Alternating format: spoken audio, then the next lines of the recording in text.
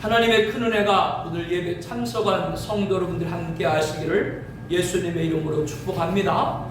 명절 잘 보내셨어요? 저도 코로나 때문에 오랫동안 아버님을 뵙지 못해서 지난 주간에 다녀왔습니다. 이전보다 건강이 조금 안 좋으신 분도 계신데 그래도 혈색도 좋고 또 말씀을 잘 듣고 경청해서 좋은 시간을 갖고 왔습니다. 우리 성도님들 가정에 무엇보다도 인가기도의 은총이 더해서 온 가족이 좋은 명절 때마다 하나님을 찬양하고 하나님의 함께하는 간증들을 나눌 수 있는 귀한 가정 되시기를 예수님의 이름으로 축복합니다. 요셉은 형들에 의해서 해를 받을 위험에 놓였었죠. 그러나 유다의 중재로 죽음의 위기에서는 벗어났지만은 종으로 팔리게 됩니다. 요셉을 산 미디안 상인들은 애굽의 왕 친위대장인 보디발에게 요셉을 되팔았죠. 그 후 요셉은 보디발의 신임을 얻고 집안의 살림을 총괄하는 총무가 됩니다. 그러나 요셉을 흠모한 보디발의 아내가 자신의 뜻대로 요셉에 따르지 않자 요셉을 음해해서 옥살이를 하게 되죠. 그렇지만 옥중에서도 간수장의 신임을 얻어서 재반 사무를 보게 됩니다.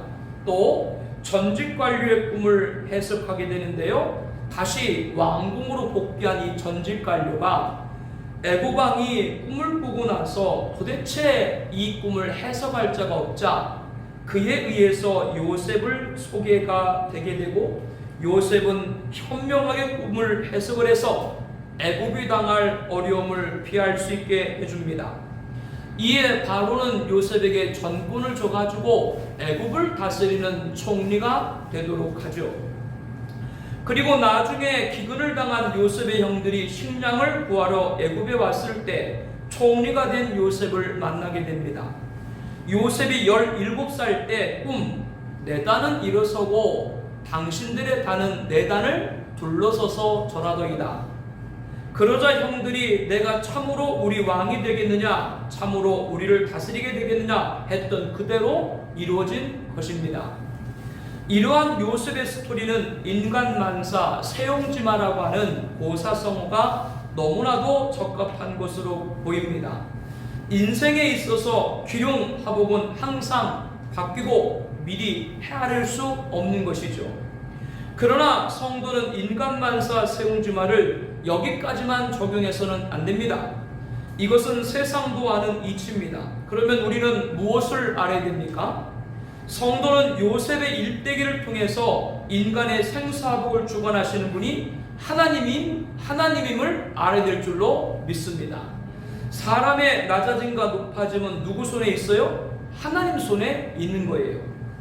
잉태하지 못하여 사랑하는 남편 엘가나의 아이를 갖지 못했던 한나는 성전에 올라가서 마음이 괴로워서 하나님께 간절히 태를 열어달라고 기도를 올리죠. 한나는 자녀를 얻고 싶은 간절함에 아들을 주시면 내가 그의 평생에 그를 여호와께 드리고 삭도를 그의 머리에 대지 아니하겠나이다라고 소원을 했습니다. 이 소원은 아들을 평생 동안 성전에서 하나님을 섬기는 나실인으로 드리겠다고 하는 약속입니다. 한나의 기도를 들으신 하나님은 그녀의 태를 열어주셨습니다. 한나가 임신하고 때가 이름에 아들을 낳아 사무엘이라 이름을 하였습니다. 그러나 아들을 얻은 기쁨도 잠시 한나는 소원대로 아들을 성전에 드려야 됐죠. 사무엘이 젖됐을 때 한 2살, 3살 정도 되었을 때 한나는 수소 3마리와 밀가루 1에바와 포도주 1가죽 부대를 가지고 실로에 있는 여호와의 집 성전으로 올라갔습니다. 한나는 엘리 제사장에게 이 아이를 위하여 내가 기도하였더니 내가 구하여 기도한 바를 여호와께서 내게 허락하신지라. 그러므로 나도 그를 여호와께 드리되 그의 평생을 여호와께 드리나이다 하고 그가 거기서 여호와께 경배하니라 라면서 하나님께 소원을 약조한 대로 아이를 드리기로 성전에 올라왔다라고 고백을 합니다. 그리고 한나는 아들 사무엘을 하나님께 드리고 간절히 기도를 드리죠. 내 마음이 여호와로 말미암아 즐거하여 내 뿔이 여호와로 말미암아 높아졌으며 내 입이 내 원수들을 향하여 크게 열렸으니 이는 내가 주의 구원으로 말미암아 기뻐함이니이다. 이렇게 시작된 한나의 기도는 우리가 잘 아는 말씀 사무엘상 2장 6절 8절 말씀 함께 봉독하겠습니다. 여호와는 죽이기도 하시고 살리기도 하시며 수월에 내리기도 하시고 거기서 올리기도 하시는도다. 여호와는 가난하게 하시기로 부하게도 하시며 낮추기도 하시고 높이기도 하시는도다. 가난한 자를 진토에서 일으키시며 빈궁한 자를 거름더미에서 올리사 귀족들과 함께 앉게 하시며 영광의 자리를 차지하게 하시는도다. 땅의 기둥들은 여호와의 것이라. 여호와께서 세계를 그것들 위에 세우셨도다. 이러한 한나의 고백, 하나님은 무자한 한나의 태를 열어서 아이를 생산하게 하셨습니다. 그러나 한나는 나시로 서원한 아들 사무엘을 하나님의 성전에 들여댔습니다. 그렇지만 사무엘은 훗날 이스라엘의 위대한 사사요, 위대한 선자요, 위대한 대제사장이 되게 됐죠. 인간의 생사복은 누구에게만 있는 것이에요? 하나님에게만 있는 겁니다. 가난하게도 하시고 부하게도 하시고 낮추기도 하시고 높이기도 하시고 가난한 자를 진토에서 일으키기도 하시고 빈궁한 자를 거름더미에서 올리사 귀족들과 함께 앉게 하시며 영광의 자리에 앉게 하신도다. 이 한나의 고백처럼 인생의 생사복은 누구에게 있는 거라고요? 하나님입니다. 그러므로 우리는 세용지마라고 하는 고사성어에서 사람의 기륭화 복은 첫눈에 맡긴다는 세상 이치에서만 머물러서는 안 됩니다. 본문의 요셉의 낮아짐과 높아짐을 통해 그리고 한나의 예를 통해서 인간의 생사복의 주관자가 하나님임을 믿고 그분에게 항상 엎드릴 줄로 압니다. 이것을 아는 사람이 제자예요. 하나님은 한 인간의 생사복을 주관하시는 분만이 아닙니다. 하나님은 온 인류의 흥망성쇠를 주관하시는 분입니다. 천하를 정복하고 호령하던 바벨론 황제 느부갓네살은 한날 기이한 꿈을 꾸었습니다. 도통 그 꿈이 무슨 뜻인지 알지 못했던 느부갓네살이 꿈을 꾸고 그로 말미암아 마음이 번민하여 잠을 이루지 못할 지경에 이르렀습니다. 왕이 그의 꿈을 자기에게 알려주도록 박수와 술객과 쟁이와 갈대아 술사를 불러들였지만 그러나 갈대아의 술사들은 오히려 느부갓네살에게 세상은 왕의 그 일을 보일 자가 한 사람도 없으므로 어떤 크고 권력 있는 왕이라도 이런 곳으로 박수에게나 술객에게나 갈대아인에게 물은 자가 없었나이다 라면서 왕께서 물으신 것은 어려운 일이라 육체와 함께 살지 아니하는 신들 외에는 왕 앞에 그것을 보일 자가 없나이다. 어느 사람도 이 꿈을 해석할 수 없다라고 오히려 갈대아 술사들이 느부갓네살에게 아뢰는 거예요. 이에 느부갓네살은 진노하고 통분하여 꿈을 해석하지 못하는 바벨론의 모든 지혜자들을 다 죽이라고 명령하였고 이로 인해서 바벨론의 제자였던 다니엘과 세 친구도 죽음의 위기에 놓이게 됐습니다. 그러나 하나님은 느부갓네살의 꿈, 이 은밀한 것을 다니엘에게 밤에 환상으로 나타나 보여 알게 하였습니다. 다니엘은 영원부터 영원까지 하나님의 이름을 찬송하였습니다. 하나님은 깊고 은밀한 일을 나타내시고 어두운 데 있는 것을 아시며 또 빛이 그와 함께 있도다 라고 하였습니다. 다니엘은 꿈을 해석하지 못하는 갈대아 모든 지혜자를 죽이라 명령한 느부갓네살 앞에 당당히 섰습니다. 오직 은밀한 것을 나타내실 이는 하늘에 계신 하나님이시라. 그가 느부갓네살 왕에게 후일에 될 일, 미래에 될 일, 장래일을 왕에게 알게 하신 것이라 라고 하였습니다. 왕이여 왕이 한 큰 신상을 보셨나이다. 그 신상의 우상의 머리는 금이고 가슴과 두 팔은 은이고 배와 넓적다리는 노치고 종아리는 쇠고 발과 발가락은 얼마는 쇠고 얼마는 진익이다. 이런 꿈을 꾸셨죠. 느부갓네살은 자기가 말하지도 않았는데 자기가 꾼 꿈을 이야기하는 다니엘을 보고 깜짝 놀라면서 그 꿈을 해석하는 다니엘의 말에 귀를 기울였습니다. 다니엘은 신상의 순군 머리는 바벨론 제국이고 가슴과 두 팔은 메데바사 페르시아 제국이고 노수로 된 그 넓적다리와 배와 넓적다리는 헬라 제국이고 쇠 종아리는 로마 제국이고 발과 발가락은 마지막 제국입니다 라고 해석을 해줬습니다. 다니엘이 이 꿈을 해석할 때가 어느 제국 시대예요? 바벨론 때입니다. 다니엘은 앞날을 예언한 것이죠. 그럼 오늘에 와서 다니엘 예언은 어떻게 되었습니까? 우리는 역사를 잘 알고 있습니다. 느부갓네살의 바벨론 제국이 누가 등장했습니까? 성경에 고레스라고 등장하는 퀴루스 2세 메데바사 페르시아 제국입니다. 페르시아 제국 위에 누가 등장했습니까? 알렉산더로 부르는 알렉산드로스 3세 헬라 제국입니다. 헬라 제국 위에 누가 등장했습니까? 시저로 불리는 율리우스 카이사르의 로마 제국입니다. 이렇게 다니엘이 예언한 바벨론, 페르시아, 헬라, 로마 제국은 현재 오늘에 봐서는 이루어졌어요? 안 이루어졌어요? 다 이루어졌죠. 이 말은 다니엘의 꿈을 해석한 그 예언 그대로 이루어진 것입니다. 이제 남은 것은 얼마는 쇠고 얼마는 진익인 발과 발가락이 상징하는 마지막 제국만 남은 거예요. 이 마지막 제국은 아직 등장하지 않았습니다. 그러나 앞의 제국들이 역사 무대에 등장한 것처럼 장차 등장할 것이 분명합니다. 지금 우리가 살고 있는 세상은 그 시간 종말이 가까웠음을 여러 가지 징조로 알게 하고 있죠. 깨어 있어야 돼요. 주님의 오심이 가까워요. 그러면 하나님이 역사에 등장하게 될 제국들을 순서를 다니엘에게 알려주셨는데 그것이 전부였을까요? 아닙니다. 다니엘의 예언의 핵심은 마지막 제국 등장이 아니라 이 마지막 제국이 등장한 이유입니다.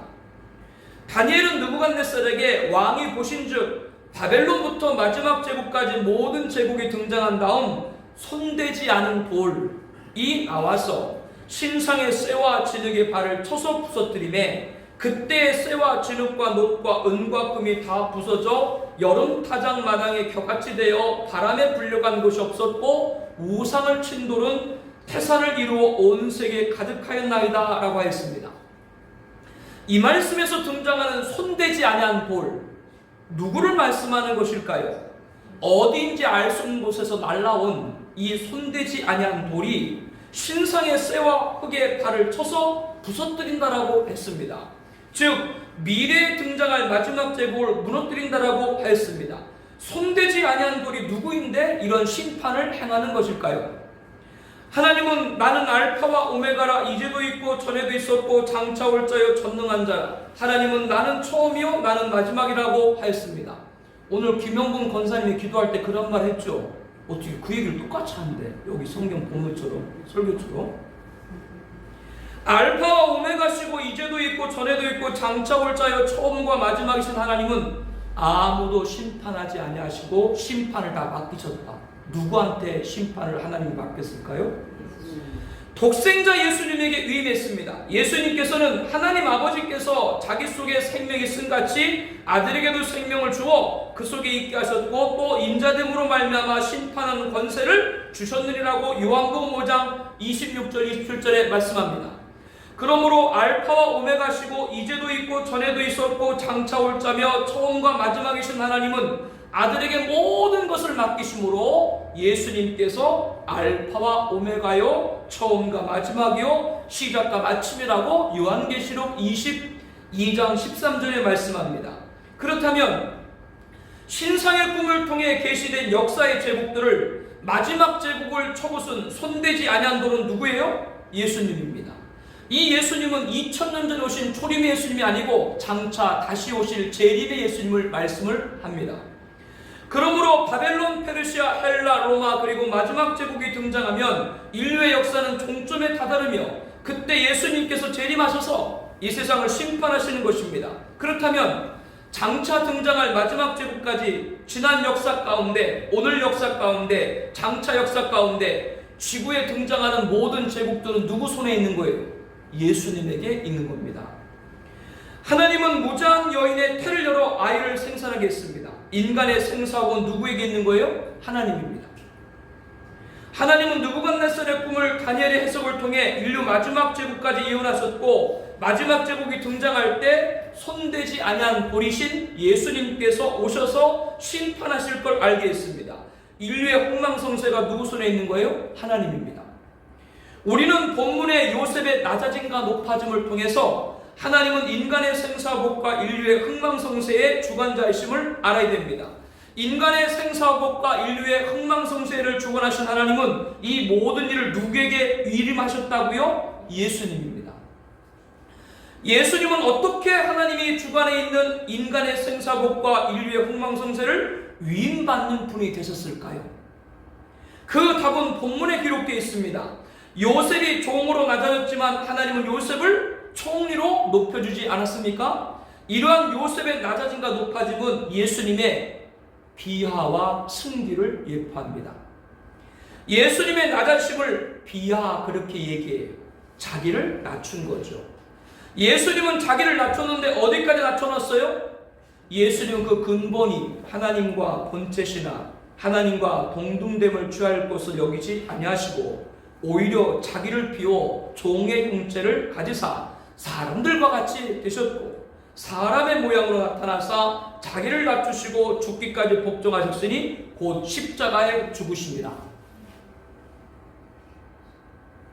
오늘 1,000만 원을 드릴 테니까 3년 동안 돼지가 돼서 그 돼지 우리에서 살아야 된다고 하면 여러분 1,000만 원 받고 3년 동안 돼지 우리에서 돼지처럼 살겠어요? 안 살겠어요? 안 살아요. 그래도 살겠다. 1,000만 원이나? 안 살아요. 하늘의 영광을 버리고 인간의 몸을 입었다. 종의 형체. 그렇게 낮아지셨는데 그것도 부족해서 어디까지? 십자가에 죽기까지 복종했다. 이것이 비하예요. 이렇게 예수님의 동정녀 탄생과 십자가의 죽음은 그리스도의 비하입니다. 철저히 자신을 낮춘 겁니다. 그러나 비하 이후 예수 그리스도는 높아졌습니다. 이것을 승기라고 합니다. 탄생과 죽음 이후 인간의 구원 역사를 온전히 이루신 다음에 다시 신적인 본래 위치로 돌아가 지금은 어디 계셔요? 김영분 권사님이 기도했잖아요. 하나님 우편에 계시다고. 어떻게 그렇게 다 얘기를 하는데 설교할 거를. 하나님은 비하하신 예수님을 지극히 높여 모든 이름에 뛰어난 힘을 주사 하늘에 있는 자들과 땅에 있는 자들과 땅 아래 있는 자들로 모든 무릎을 예수 이름에 꿇게 하셨고, 모든 입으로 예수 그리스도를 주라 시인하여 하나님 아버지께 영광을 돌리게 하셨습니다. 예수님의 부활, 승천, 재림은 승귀예요. 이 가운데 예수님의 재림만이 아직 이루어지지 않았습니다. 그러나 예수님의 탄생과 죽음과 부활과 승천의 역사가 이루어졌던 것처럼 재림의 역사도 이루어질 것을 믿습니다. 재림은 신약 성경 무려 300회 이상 언급되어 있습니다. 그래서 재림은 이루어지지 않았지만 미래 시제가 아니라 현재 완료로 써요. 왜? 하나님 계획은 모든 것이 그대로 진행되는 줄로 압니다. 그렇기 때문에 재림은 확실히 이루어질 것이기 때문에 현재 완료인 것이죠. 느부갓네살의 꿈을 해석하여 다니엘이 예언한 인류 제국들은 모두 이루어졌습니다. 그와 같이 마지막 제국도 이제 등장할 겁니다. 점차 마지막 제국의 윤곽이 드러나고 있죠. 그 마지막 제국이 등장하면 예수님의 재림도 이루어질 겁니다. 예수님의 재림을 통해서 인간의 생사복과 인류의 흥망성쇠를 주관하는 분이 하나님 예수님임을 만방이 알도록 할 겁니다. 예수님이 다시 오셔서 인간의 생사복과 인류의 흥망성쇠를 완성하실 겁니다. 믿는 자는 구원이고 믿지 않는 자는 심판입니다. 다시 오실 예수님을 통해 십자가가 완성될 겁니다. 인간을 구원하기 위한 역사, 구속사가 완결될 것입니다. 이와 같이 비하, 탄생과 죽음, 승귀, 부활, 승천, 재림하신 예수님에게 하나님은 모든 권한을 위임하신 거예요. 하나님의 뜻을 이루기 위해서 가장 낮은 자리에서 가장 높은 자리까지 온전히 이루심으로 하나님께 영광 올려드린 예수님에게 하나님은 모든 인간의 생사복과 인류의 흥망성쇠를 맡기신 것이죠. 그렇다면 우리들은 요셉의 낮아짐과 높아짐이 예표하는 예수님의 비하와 승기를 통해서 우리에게도 비하와 승기가 있음을 알아야 됩니다. 우리들에게도 낮아짐이 있고 높아짐이 있어요. 근데 이것을 잘 감당해야 예수님께 하나님의 모든 걸 위임했던 것처럼 우리에게도 하나님의 큰 은혜와 복을 나릴 줄로 믿습니다. 예수님의 제자입니다. 저와 여러분. 그렇기 때문에 성도는 비유와 승기를 통해서 이 세상에 예수를 알려야 됩니다. 하나님 나라를 이루어야 됩니다. 그러므로 성도 여러분, 지금 낮음을 겪고 있습니까? 두려워하지 마십시오. 여러분의 낮음도 예수 그리스도의 이름으로 높아질 줄로 믿습니다. 성도 여러분, 지금 높음에 있습니까? 교만하지 마십시오. 여러분의 높음도 예수 그리스도의 이름을 높이는데 들으시기를 바랍니다. 이것이 오늘 본문에서 우리가 얻어야 될 가르침입니다. 그렇다면 요셉의 낮아짐과 높아짐, 이 예표하고 있는 예수님의 비유와 승기 삶을 따라야 되는 성도가 비유와 승기를 이루려면 어떻게 됩니까? 본문에 여호와께서 요셉과 함께 하심으로 그가 형통한 자가 되었다라고 4번이나 반복하고 있습니다. 21절에 여호와께서 요셉과 함께 하심에 그에게 인자를 더하사라고 기록하고 있는데요, 요셉에게 인자를 더하사도 형통과 한맥으로 볼 수가 있습니다. 하나님이 함께 하심과 한맥으로 볼 수가 있는 것이죠. 요셉의 낮아짐과 높아짐을 통해서 예수님의 비하와 승기를 통해 하나님께 영광되는 성도가 되려면 하나님이 함께하는 자가 되어야 됩니다. 하나님이 함께하는 성도인지 어떻게 알 수가 있어요? 보디발은 요셉이 자신의 집에 종으로 왔지만 여호와께서 요셉과 함께 하심을 보며 또 여호와께서 그에게 범사에 형통하심을 보았습니다. 요셉의 주인 애굽왕의 신하 취니드장이었습니다. 보디발은 애굽 군대의 총사령관이었습니다. 요셉이 보통 사람인 걸 알았습니다. 보통 사람이 아닌 걸 알았습니다. 다름 아닌 하나님이 함께한 사람인 걸 아는 것이죠. 여기서 우리는 하나님이 함께하는 성도가 누구인지 알 수 있습니다. 불신자에게도 인정한다는 성도입니다. 요셉이 보디발의 집에 들어가서 어떻게 했을까요? 성실했을까요? 부지런했을까요? 열심히 했을까요? 아마 그 모든 것을 다 행했을 겁니다. 나중에 보디발의 아내가 요셉을 음모해서 집에 아무도 없을 때 동침하기를 청했지만 요셉은 단호히 거절했지 않습니까? 무엇을 알게 합니까? 요셉은 성실했습니다. 부지런했습니다. 열심히 했습니다. 그런데 사람들이 보는 데서만 그렇게 한 것이 아니라 사람들이 없는 가운데도 성실하고 부지런하고 열심히 한 것이죠. 사람들이 보지 않는데도 성실하고 부지런하고 열심히 한 것을 이 말씀을 통해서 알 수 있고, 그렇기 때문에 그가 보디발 집의 총무가 되었던 것이죠. 이러한 요셉의 낮아짐과 높아짐이 예표하고 있는 예수님의 비유와 승기의 삶을 따라야 되는 성도가 비유와 승기를 이루면 어떻게 됩니까? 하나님이 함께하는 사람이 되어야 됩니다. 하나님이 함께하는 사람인 줄 어떻게 알 수 있다고요? 안 믿는 사람도 인정하는 사람이 돼야 돼요. 불신자도 인정하는 사람은 누가 없는 자리에도 성실과 부지런과 열심으로 최선을 다합니다. 하나님은 우리에게 이렇게 말씀합니다. 무슨 일을 하든지 마음을 다하여 죽게 하듯 하고 사람에게 하듯 하지 말라. 하나님이 함께하는 사람입니다. 두 번째, 요셉의 낮아짐과 높아짐이 예표하고 있는 예수님의 비유와 승기 삶을 따르는 성도가 비유와 승기를 이루면 어떻게 됩니까? 요셉이 보디발의 집에 종으로 팔려갔을 때가 17살 때예요. 그 후로 보디발의 가정총무로 몇 년이 지났는지는 정확하게 알 수가 없습니다. 그가 나중에 애굽의 총리에 올랐을 때가 30세였습니다. 그러한 본문의 전후를 볼 때 본문에서 요셉의 나이는 20살 이후로 보여요. 남자로서 가장 절정일 그 나이 요셉은 용모가 빼어나고 아름다웠다라고 본문은 말하고 있습니다. 저도 20살 때 예뻤어요. 여러분들도 그렇죠? 이렇게 출중한 요셉의 외모에 반한 보디발의 아내는 어느 날부터 요셉에게 눈짓하다가 동침하기를 청했습니다. 그러나 요셉이 거절하며 주인의 아내에게 내 주인의 집안의 모든 소유를 간섭하지 아니하고 다 내 손에 위탁하였으니 이 집에는 나보다 큰 이가 없으며 주인이 아무것도 내게 금하지 아니하였어도 금한 것은 당신뿐이니라. 보디발의 아내에게요.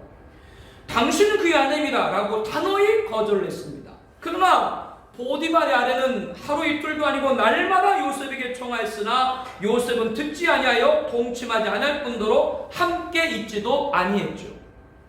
그러던 중 한날은 집에 아무도 없었고 요셉과 보디발의 아내 두 사람만이 있게 되었습니다. 기회를 잡은 것으로 생각한 보디발의 아내는 과감하게 요셉의 옷을 부여잡고 나와 동침하자 매달리시피 하며 적극적으로 요청했지만 요셉은 그녀의 손길을 뿌리치며 자기 옷을 그 여인의 손에 버려두고 밖으로 나가버렸죠. 보디발의 아내는 한낱 종에 지나지 않는 요셉에게 연달아 수모를 당하자 참지 못하고 여자가 하늘 보면 오늘에도 뭐가 내려요? 소리가 내린다고. 요셉의 옷을 자기 손에 버려두고 도망하여 나감을 보고는 집사람들을 불러서 보라, 주인이 히브리 사람을 우리에게 데려다가 우리를 희롱하게 하는도다. 그가 나와 동침하고자 내게로 들어오므로 내가 크게 소리 질렀더니 그가 나의 소리를 질러 부름을 듣고 그의 옷을 내게 버려두고 도망하여 나갔느니라. 자신이 당했다고 하속들에게 알린 거예요. 종들이야 여주인의 말이니까 그대로 증인이 되어줄 수밖에 없겠지요. 보디발의 아내는 요셉의 옷을 곁에 두고 남편이 집으로 오기를 기다렸습니다. 귀간 보디발에게 아내는 당신이 우리에게 데려온 히브리 종이 나를 희롱하려고 내게 들어왔으므로 내가 소리질러 불렀나이다. 그가 그의 옷을 내버려두고 밖으로 도망하여 나갔다고 거짓을 고했습니다. 이에 보디발은 심히 노한지라 요셉을 잡아 옥에 가두었습니다. 그런데 여러분, 보디발의 아내 말을 듣고 심히 노해서 요셉을 옥에 가두었다라고 했는데요, 보디발이 아내의 말을 믿었겠어요? 요셉의 무고함을 믿었겠어요? 저는 후자입니다. 그동안 요셉에게 하나님이 함께 하심을 본 보디발은 요셉이 그런 일을 할 자가 아니라는 걸 알고 있어요. 그러나 자신의 위신이 있기 때문에 아내의 말을 듣는 것처럼 하였지만 실상은 불의는 아내가 행했다는 걸 알고 있었어요. 그 단서가 되는 것이 오늘 본문을 가만히 보게 되면 요셉이 갇힌 감옥에 대해서 그 옥은 왕의 죄수를 가두는 곳이라고 했습니다. 왕의 죄수를 가두는 곳이라고 하는 것은 애국 왕의 명을 거역했거나 국가의 중대사, 범죄한 자를 가두는 겁니다. 그렇다면 요셉의 죄목으로 볼 때는 요셉은 왕의 죄수를 가두는 옥에 갇힐 그런 죄가 아니에요. 잡범이에요, 잡범. 그런데 이 보디발이 왕의 죄수를 가두는 옥에 요셉을 가뒀다고 하는 건 그만큼 요셉을 배려했다라고 하는 걸 알 수가 있는 것이죠. 그래서 일반 잡범들이 가는 옥이 아닌 왕의 죄수들이 가는 옥에 보낸 겁니다. 요셉은 보디발의 아내가 동침하기를 요구했을 때 자신의 주인이 아무것도 내게 금하지 아니하였어도 금한 것은 당신뿐이다 라고 하면서 당신에게 내가 범하는 것은 보디발의 죄를 범하는 것이 아니라 뭐라고 오늘 본문 9절에 말하냐면 내가 어찌 큰 악을 행하여 하나님께 죄를 지으리까 라고 고백합니다. 요셉은 보디발의 아내가 아내의 유혹을 받아들이면 주인에게 죄를 범하는 것이 아니라 누구에게? 하나님께 죄를 범하신 것이라고 하였습니다. 여기서 우리는 요셉의 낮아짐과 높아짐이 예표하고 있는 예수님의 비하와 승기의 삶을 따르는 성도가 비하와 승기를 이루면 어떻게 됩니까? 그 두 번째 가르침을 알 수 있습니다. 하나님을 두려워야 됩니다. 보디발에게 죄를 짓는 것이 누구에게 죄를 짓는 거라고요? 하나님에게 죄를 짓는 것이다. 비하와 승기를 이루어 하나님께 영광 내리면 하나님과 함께하는 사람이 되어야 됩니다. 하나님의 함께하는 사람은 불신자에게도 인정받는 사람입니다.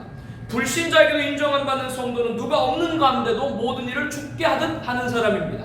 그리고 누가 없어도 하나님이 보고 계심을 알고 하나님을 두려워하는 성도입니다.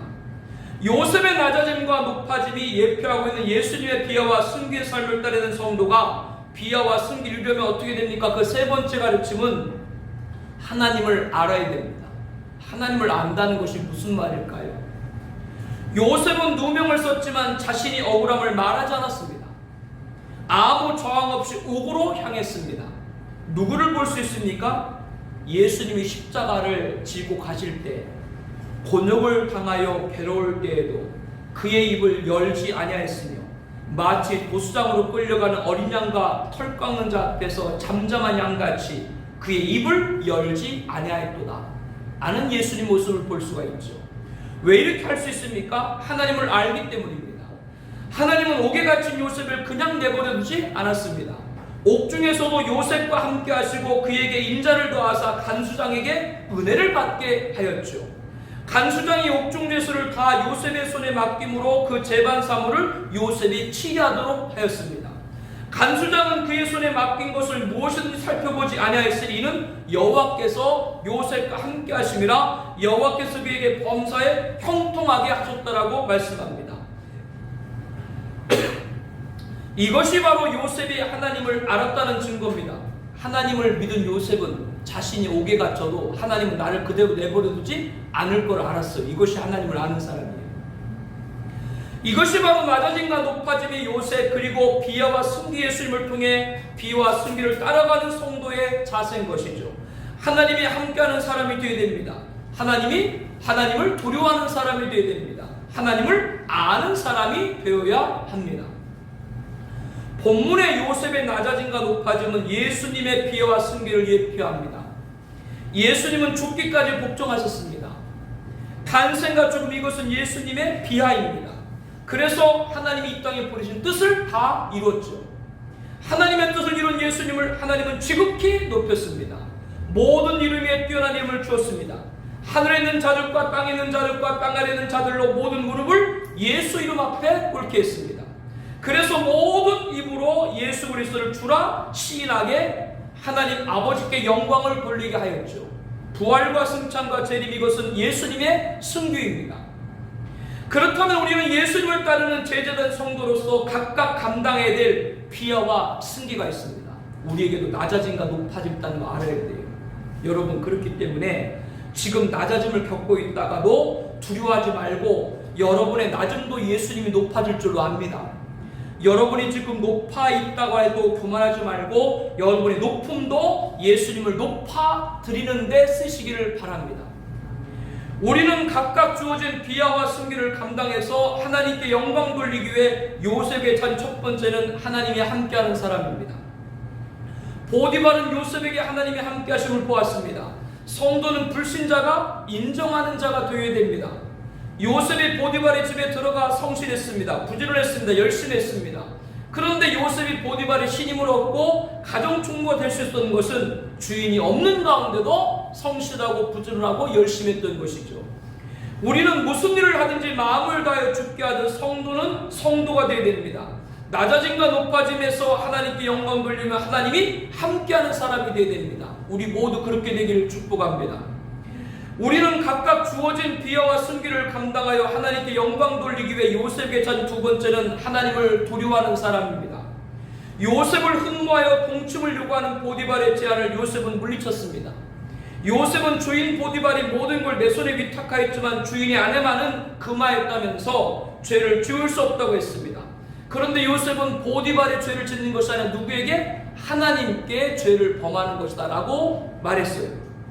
낮아짐과 높아짐에서 하나님께 영광 돌리려면 하나님을 두려워하는 사람이 되어야 됩니다.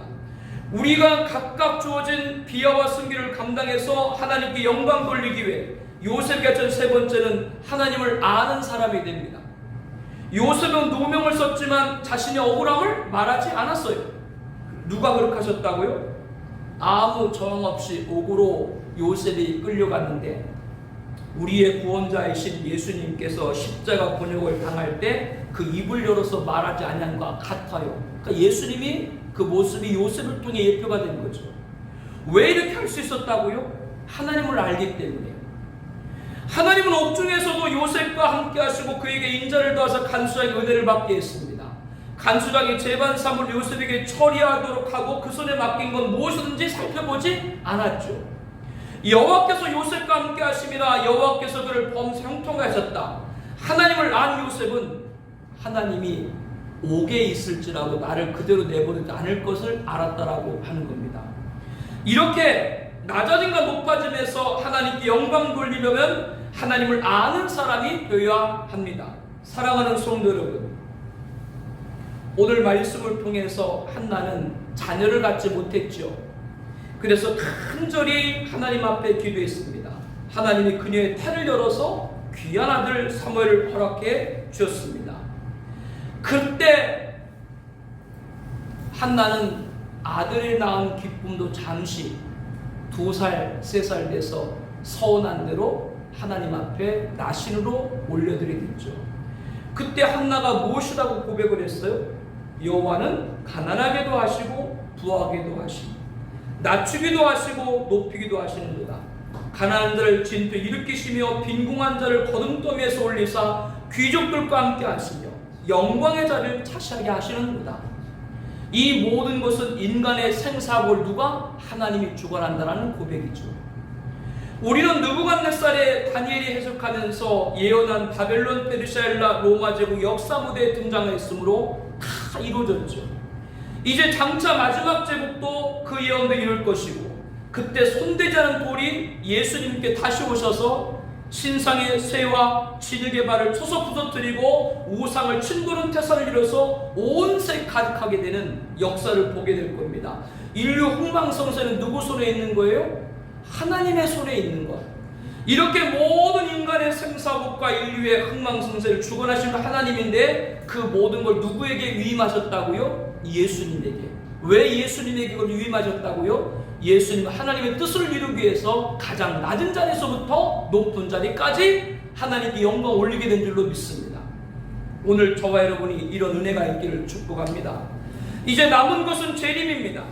바벨론 제국 시대 다니엘의 예언대로 메데바사, 페르시아, 헬라, 로마가 역사의 무대에 등장했듯이 장차 마지막 제국도 등장할 것입니다. 예수님의 탄생과 죽음과 부활과 승천이 예언대로 이뤘듯이 재림도 반드시 이루어질 겁니다. 다시 오실 예수님을 통해 십자가 완성될 것입니다.